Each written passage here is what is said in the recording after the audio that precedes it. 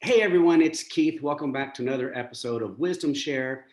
We're thrilled to have you this week. We have Rob Hornbuckle with us today, and he's going to be talking about some really important and extremely relevant topics. We're going to start with attracting and retaining talented people.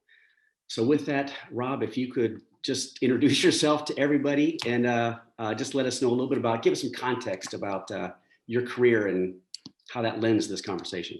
Got a bit of pressure. I got to be super relevant and important now. My name's Rob Hornbuckle. I'm currently CISO for Allegiant Airlines. I came from a lot of different industry verticals. I started in healthcare, went through telecom, business to business services, manufacturing, government subcontracting, restaurant, retail, and now in the airline.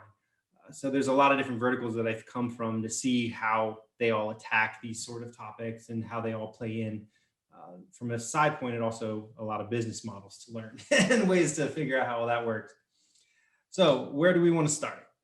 Well, let's just kind of start. When you start, just thinking about the topic of attracting and retaining talent, that's a big deal. Like, what are your first thoughts, and where do you how do you start organizing around that? So the whole idea with attractive and retaining talent is you need to be a place where people want to work.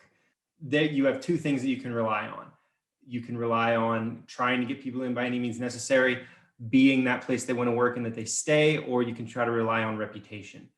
The only way that you're really going to get there long term is reputationally, which you're either going to get by being such a huge name that everyone knows who you are, so people want to come work for you because they just recognize the name of the company, or for having a reputation as being the place where someone can go to both learn, develop their career, and have a good time working.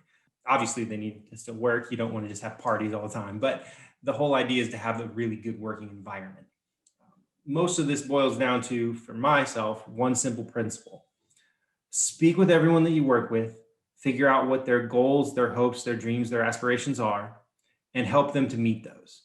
A mantra that I tend to use with the managers who report to me when dealing with this subject is train them and prepare them for whatever their next role is, even if it's not with your organization, which in some ways sounds a little counterintuitive, being that we're discussing on how to retain people. But the ultimate truth is, in an industry that is this intensive, that has this much negative unemployment, you're not going to retain everybody. You're just not going to do it. In fact, you're probably not going to retain most of your people. And your really good people is what you're going to have the hardest time retaining. So if you can develop a culture, if you can develop a reputation for being a place that trains people for that next big role, where you can go and develop your career and meet your career aspirations, that reputation will start to get out there. And then when it does come time where that big talent that you're worried about losing or think it'll hurt you when they go somewhere else, when they go to take on that next level in their career somewhere else, you'll be much, much better off, and you'll have a much better reputation for attracting another raw, really high talent to bring into your organization, and start developing this reputation as a building ground or a nesting area for people that really want to succeed in information security. And developing that reputation is how you retain the talent that you need long term, as far as talent levels, if not necessarily individual talent people. So that's interesting. So you're saying that trumps bigger paychecks. Just pay people. I mean, obviously, you have to be within a certain tolerance, but in many ways, it does. There's a CTO that I used to speak with on a fairly regular basis. His saying was, don't worry about how much you're getting paid now. Worry about getting the training to figure out how much you'll get paid next. Interesting. And developing that mentality and developing that understanding will bring a lot of really high talent into your organization that's very grateful to be there, that will leave your organization for their next big role, not lateral moves. The biggest sense of failure in this is if someone left your company for a lateral move somewhere else for a little bit more pay. That's how you know that you're not succeeding. When they leave your company to become management somewhere else, or a director somewhere else, or maybe a CISO for a smaller organization, that's when you know that you've been successful. And that reputation is what will start driving additional talent to you. You won't even necessarily have to go out and find it so much once that reputation has been developed. So, I mean, how do you dedicate? You're busy enough as it is, right? How do you manage keeping this and still paying attention to this? Well, part of it is managing down a little. I behave this way and I work this way with the people that directly report to me, which is not the entire organization. And I train them to behave this way and manage this way for the people that report to them. So ultimately, I really only have to spend time doing this with 3 or 4 people, depending on how many direct reports I happen to have at the organization I'm working at, and training them to do this with the people that report to them as well. And in that way, I can permeate this culture down throughout my entire org structure without having to spend individual time with every single person. To that degree, I do need to spend some individual time with every single person as well.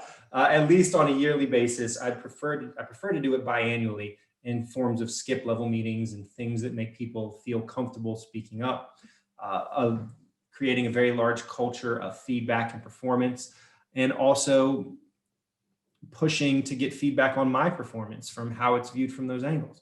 The very first thing that you need to do before trying to get or trying to give feedback to someone else is to ask for feedback on yourself from anyone and develop that culture and that relationship where that feedback goes both ways, and figuring out how to communicate appropriately where you're not seeming to insult people. And some of this is nuanced. Some of this is soft skills. Some of this is how good you are as a communicator or as a face, if you will.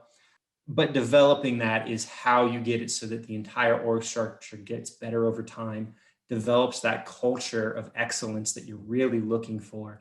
And when it comes to retaining talent, retains a level of talent for the organization, if not the individual people. So you mentioned culture 3 times right there. So, there's a couple, all kind of questions come up with that, but one in particular is, okay, with this work from home, does that change? Does that make it harder for you to develop culture? It definitely has an effect on culture. I don't know what it's going to be long term. I have ideas that I haven't tested out yet that I'm going to try in order to keep things going. Right now, everything works fine. There's no problems. The concern is the reason that there's no problems is because all of those business relationships, all of that developing of relationships between other people has already been done. It's already been done when you were on campus. It's already been done when everyone was there. All those relationships now exist. And when everyone goes back to home, they can still rely on those because they've already been developed. And then when you add only a single new person here or a single new person there, it's not that difficult to pull them into the fold. You have to go out of your way to test some things, but it's not that difficult.